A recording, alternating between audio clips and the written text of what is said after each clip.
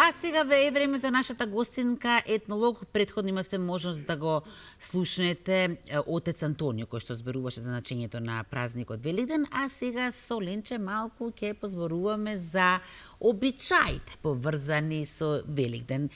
Ленче, добро утро. Добро утро, ви благодарам на поканата. Чест ми е што баш јас, студентка се уште иден етнолог. Уште само дипломската ти останала готова, етнолог си нема сега тука вадење дана. Имам можност да говорам за ова од еден друг аспект, меѓутоа многу битен за нас. Многу интересно. Сушност на некој начин веќе одближувањето на празникот започна рано утринава пред изгројсоце со вапцањето на првите јајца. Имавме со гледачите доста дискусија околу тоа што се прави со првото јајце, се чува една година, па после тоа што му прават, но има и други обичаи, така што верувам дека имате многу што да зборувате. Така. Може да си почнеме. Ти кажа веќе наш добро утро, се нема 100 пати ти кажам, да. Може да си почнеме со официјално Ленче Димовска, студент на Институтот за етнологија и антропологија при Природно-математичкиот факултет во Скопје и воедно вокал во ВИС Аманет. Так. Има и уште други работи кои што ги работиш пропратно, ако имаме време на крај и за тоа ќе спомнеме. Она што зашто ќе зборуваме денеска е обичаите и традицијата поврзани со најголемиот христијански празник Великден. Празнувањата почнуваат веќе неколку дена претходно. Предвесник е Лазарова сабота, односно со Лазарките. Так. Ајде да почнеме од тука, па ќе си дојдеме полека и до обичаите кои што ни се денес, утре и за Великден. Така.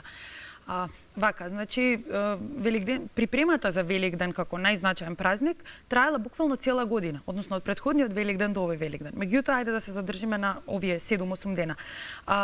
Лазарова сабота или Лазарки, поврзани со празникот Свети Лазара, на овој ден млади девојки, не мажени да потенцирам, девојчиња и девојки во поворка, обредна поворка која што има заштитна функција, одат по селото и пеат песни за домакинот, за куќата, за детето, ако е момче, ако е девојче. Многу често, ако имало болен во куќата, тие пееле и песна за болниот. Затоа што затоа што се верувало дека тоа ќе му помогне тој да се исцели, да оздрави. И овие лазарки се сретнуваат во повеќе предели на Македонија. Меѓутоа, има и села кои што ги немаат. Значи, потенцирам, тоа се женски обредни поворки, кои што во одредени села, например во едното мало и во другото мало имало различни, односно две групи на лазарки. Сега многу било битно тие да не се сретнат, бидејќи ако се сретнеле, таа година немала да биде успешна или ќе имало дождови, се верувало. Едноставно луѓето наоѓале оправдување за се што подоцна ќе им се случи. Сега, овие обредни поворки пееле. И најчесто пееле во чети. Тие биле во пар, да речеме некаде околу 4, 6, 8 девојки, различно секаде. Прво пеат едните три, потоа пеат другите три. Значи не измениш сменува. Или некогаш, дури тоа е се уште како најнов податок што го слушнав, имало и две за резерва. Кога овие ќе се уморат, тие да го превземат пеењето. Колку време трае тоа? Па се тргнува рано утрото и цел ден. Цел ден, до зависунта? Па да кажем до после пладне некаде, тоа бил денот во минатот. Биле од исклучително значење. Секогаш во текстот има Лазара, да е живо. Буквално афирмативни се текстовите, со многу голема моќ да заштитат и да зачуваат. Она што е веќе по Лазарова сабота, нели обичнава сабота, е празникот Светници. Ние го славевме сега во недела. Предвесник на Великден. Цветници знаеме што символизира, значи Исус кога влегува во Назарет, каде што народот, толпата народ фрла цвеќе пред неговите нозе. Каква е символиката на цветници? Па, прво е пролет. Значи, Великден е најголемиот празник во пролетниот циклус, бидејќи во минатото се делеле зимски, пролетен, летен циклус. Се закитуваат дворовите со врба, која што пак го символизира тоа пречекување на Исус. Во одредени предели се берело цвеќе. Значи тоа е цел процес да се стане, да се појде, да се набере цвеќето и да се донесе дома да се закити. Меѓутоа, цвеќето не се внесувало во куќата, туку се китала од надвор. Портата, шталата, вратата на куќата, вратата на шталата. Зошто не се внесувало во куќата? Има некое значење тоа? Па не знам. Така си било. Така, едноставно. Луѓето во минатото имале буквално објаснет живот. Ние денеска ги правиме нештата за да ги зачуваме, затоа што така останало. Да се пренесе, да се зачува, а во минатото се имало свое значење. И за тоа имала некое верување. И после тоа, многу интересно е дека во некои денеска веќе превземени верувања на цветници и на Тодорова сабота, која е првата недела од постот, само тогаш се јаде риба. Значи, некои луѓе практикуваат пост во кој што на овие 2 дена јадат риба и другите денови не јадат риба. Оние кои што строго се придржуваат до постот. Сега по завршувањето, значи цветници секогаш се паѓа во недела, нели беззависно променлив е датумот. Така, датумот е променлив. Она што следи после цветници, она понеделник, велики понеделник, страдална недела, се почнува со велики понеделник, вторник, среда. Ајде, значението на овие 3 дена прво, бидејќи не треба да ги исто така да ги делиме од велики четврток, петок, сабота, така? Бидејќи се и тие имаат свое значење, ова е најтешка, најстрога недела кога е постот, нели го праша. Така. Најтешка недела, најтешка седмица. Кога ќе се вратиме во минатото, така и пред свадба и пред Великден, се е точно 7 дена. Некако луѓето си имаат значење ред дека тоа треба да трае, процесот на подготовка. Па тој се понеделникот е ако оној првиот понеделник кога почнува постот е чист понеделник, овој понеделник е најчесто тука се прекинува со јадењето на масло и почнува строгиот пост кој што символизира жртва, давање на жртва затоа што храната е задоволство. И сега тука почнува она страдална недела во која што ние се ставаме на предизвик да се воздржиме од внесна храна. Кое што понеделник, вторник и среда немаат некое посебно, едноставно тоа е припрема. Припрема за велики четврток. Те подготвува така. И велики четврток е веќе некој обзваничен. Така, велики четврток се вапцува првото црвено јајце, така за здравје. Еве го нашето прво црвено јајце овде во телевизија Алфа и со ова пред зори домаќинките рано наутро бапцат и прават црвено-бело, здраво, живо, весело на дечињата и на сите членови во семејството. Најпрво те стануваат пред да изгрее сонцето, каснуваат малку лепче и водичка, се прекрстуваат секогаш кон исток, гледајќи свртени кон исток, и почнуваат со вапцање. Секогаш се кажува молитва. Тоа домакинките, јас например од мајка ми, бидејќи така, се што има прифатено од мајка и меѓутоа и од баба ми, од свекрва и по нешто, и нешто што слушнала и таа си додава своји марифети, ајде да кажам, на некој начин сите обичаи кои што ги имаме, нема скромна да бидам кон мажите, ги вовеле жените во семејството. Од секогаш до денеска. Тие се тие што го воспоставувале редот, што се знаеле зошто, каде, како ќе направат. И сето тоа било со една мајчинска улога, да заштити, да зачува, нештото да биде добро, да има напредок во куќата. И така и првиот благослов кој што се прави, со црвеното јајце, таа проаѓа додека спиеме ние, меѓутоа откако ќе изгрее сонцето, кога ќе го вапца, кога ќе го извади. Значи треба да изгрее веќе сонцето. Да, се вади, се вапца кога изгрева сонцето и буквално да го огрее сонцето јајцето. И мајка ми проаѓа и не гали по лицето со јајцето, велики да сме црвени и бели како јајцето. А потоа во недела се бањаме со тоа прво јајце и со здравец, билката здравец, кај што додека исто повторно правиме кругови по образите и по лицето, здраво и црвено како јајце, здраво како здравец. Повторно има тука символика, една заштитна, една Да, и да кажеме само дека ова првото црвено јајце се чува цела година, да. И сега некаде Што се прави со претходното? Па некои го закопуваат во земја, а некаде има го фрлаат во река. Така што со водата да оди. Да. Меѓутоа се чува цела година, дури и се верува дека тоа јајце не се расипува. Да. Да, и се уште е наречено божјарче. Меѓутоа првото јајце е пак првото има значење. Така е. Сега стасуваме до Велики петок, односно Црн петок, како што е познат, бидејќи е најтежок тој ден од великденските и пости и се, ми кажа дека тој ден може да, кога оние кои што постат правилно како што треба да се само на вода. Така? Па да, така има еден куп повозрасни луѓе во моето обкружување кои што буквално не јадат тој ден. Значи пијат само вода или некои само суфле, писолца и вода. Буквално да го пак е тука символиката да се на некој начин да се сочувствуваме со страдањето кое што Исус го прави за нас.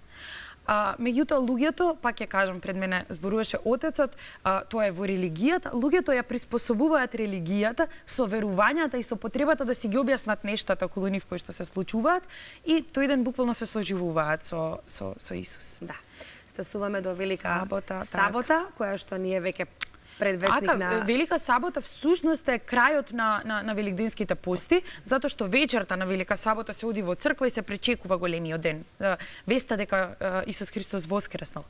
И се вртат тие магични 3 круга околу црквата. Меѓутоа, денот е пропратен со исто така вапцање на јајца. Значи, некаде некои домакинки сите јајца ги вапцаат во четврток, а некои првите едно или три, извинете, ги прават во четврток.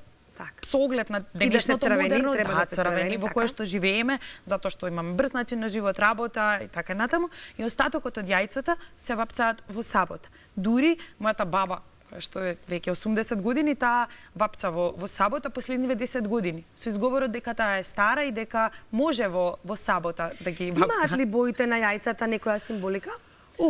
Црвеното, нели кажавме, Црвеното ја символизира крвта на Исус, баш затоа и причестот е со крајот на пустите следува причестот кој што се пие вино, кој што повторно символизира крвта.